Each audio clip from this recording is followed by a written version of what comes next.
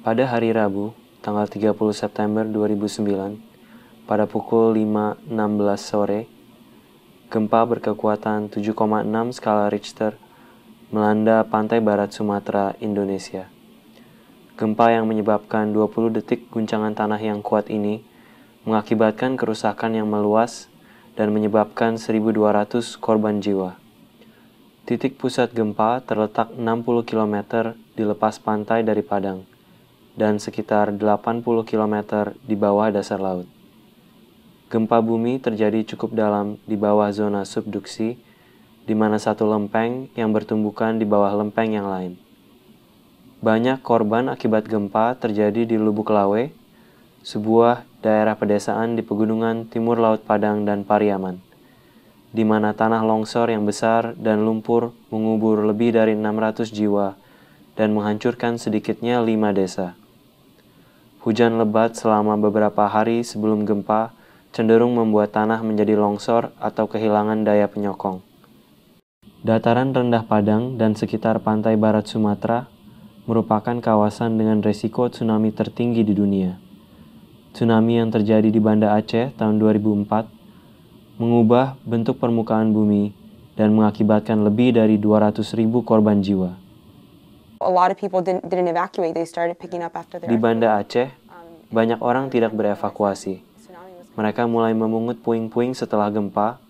Pada saat mereka menyadari ada tsunami, sudah terlambat. Itu hanya sebagian dari tempat pertemuan lempeng yang terlepas. Sedangkan populasi di Padang hampir 4 kali populasi Banda Aceh. 400.000 orang tinggal di daerah pesisir yang dapat tergenang bila tsunami terjadi. Kota Padang juga sangat datar.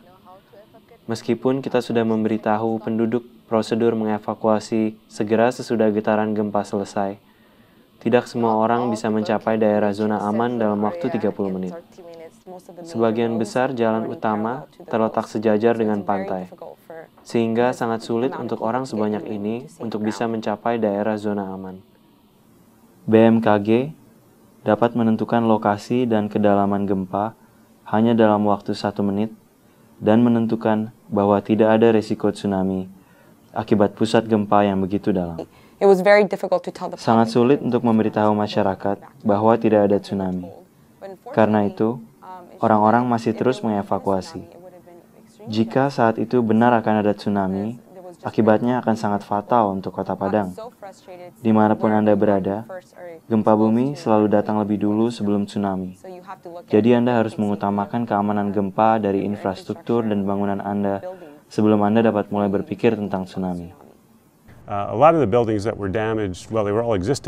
Dari semua bangunan yang rusak, banyak yang dibangun sebelum peraturan gempa modern.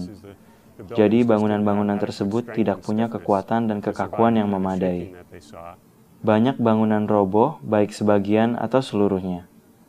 Keruntuhan pada bangunan lebih umum untuk bangunan beton yang dibangun sebelum tahun 2002, ketika Indonesia merevisi kode bangunannya. Kegagalan pada struktur beton disebabkan oleh sejumlah faktor, termasuk tidak adanya sengkang pada bagian sendi, tidak digunakannya besi ulir, melainkan besi tulangan polos, dan juga campuran beton menggunakan batu kali. Menurut laporan pemerintah, sekitar 140.000 rumah mengalami kerusakan di Padang dan sekitarnya. Penyebab kerusakan rumah meliputi campuran semen dengan kapasitas rendah, ikatan yang kurang baik antara batu bata, dan penambahan lantai kedua yang mengakibatkan kelebihan beban. Jika melakukan penambahan lantai pada bangunan, lantai-lantai yang di bawahnya harus dipertimbangkan. Apakah cukup kuat untuk menyokong lantai tambahan tersebut? Atau bila melakukan perluasan, interaksi saat gempa antara bangunan lama dan bangunan tambahan juga harus dipertimbangkan. Rumah-rumah kayu memiliki perilaku yang cukup baik dalam gempa karena beratnya yang ringan dengan kekuatan yang proporsional. Sekitar setengah dari hotel-hotel besar bertingkat di Padang mengalami kerusakan berat saat gempa. Runtuhnya Hotel Ambacang contohnya mendapat banyak sorotan media karena banyaknya jumlah korban akibat keruntuhan. Ini bagian dari Padang yang telah mengalami banyak kerusakan. Jadi cukup jelas bahwa lokasi ini mendapat goncangan yang cukup besar.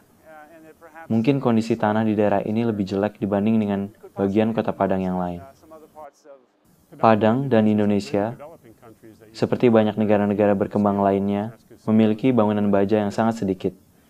Dan itu karena baja didatangkan dari luar. Biasanya, bangunan baja memiliki perilaku cukup baik saat gempa. Lebih baik daripada bangunan beton atau bata. Tetapi dalam kasus ini, kami menemukan bahwa sejumlah bangunan baja yang cukup baru malahan roboh. Sambungan-sambungan khusus daerah gempa yang dikembangkan di Amerika Serikat atau Jepang sepertinya tidak dipraktekkan pada bangunan-bangunan yang kita amati. Beberapa bangunan baja dibebani dengan lantai beton dan dinding bata yang sangat berat. Gempa di Padang menyebabkan lebih dari 1.200 kematian dan juga kerusakan yang besar terhadap 140.000 rumah. Jika gempa terjadi lebih awal, dampak bencana gempa mungkin lebih besar lagi karena banyak orang masih berada di sekolah atau di tempat kerja. Tentunya, rekonstruksi sesudah bencana gempa harus digunakan sebagai kesempatan untuk membangun dengan lebih baik. Tapi apakah mungkin membangun lebih baik dengan biaya yang masih terjangkau? Saya rasa sangatlah mungkin untuk membangun bangunan-bangunan aman gempa yang cukup ekonomis di negara-negara berkembang. Namun saya rasa ini akan membutuhkan upaya pemerintah untuk mencanangkan peraturan untuk bangunan, tingkat pengawasan yang cukup dari dinas pemerintah, dan juga peningkatan pengetahuan dalam keseluruhan proses desain dan konstruksi. Gempa ini bukanlah gempa besar yang diperkirakan akan terjadi. Kita mengantisipasi gempa yang lebih besar terjadi waktu mendatang. Gempa bumi memang sering terjadi di Indonesia, tapi Anda dan keluarga Anda akan aman jika Anda siap siaga. Bangunan-bangunan, termasuk rumah penduduk, harus dibangun menggunakan bahan-bahan yang berkualitas baik. Bangunan beton, contohnya, harus menggunakan adukan beton yang baik dan juga besi tulangan yang cukup dan benar. Penambahan lantai atau perluasan bangunan harus selalu dikonsultasikan kepada orang-orang yang sesuai dan berwenang. Karena gempa dapat menyebabkan tanah longsor, hindari membangun rumah di daerah-daerah yang rawan longsor. Bagi penduduk yang tinggal di daerah pesisir pantai, pelajari dan ikuti rute-rute dan prosedur evakuasi untuk tsunami. Terjadinya gempa bumi memang tidak dapat kita hindari. Namun, dengan perencanaan dan praktik konstruksi yang baik, kerugian dan kerusakan besar akibat bencana gempa dapat dihindari.